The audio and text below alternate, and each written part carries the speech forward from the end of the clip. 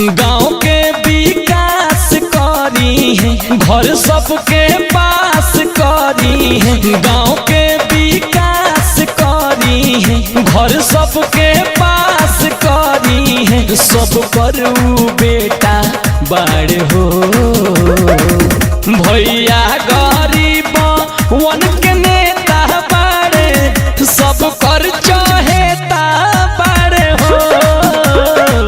भैया गरीब वन के नेता बाड़े, सब कर चहेता बाड़े हो। आशा की नई ज्योत ले, आशा की नई ज्योत ले, भविष्य जगाने आए हैं। हमें मिटाना अंधकार है, ज्योति पुंज हम लाए हैं।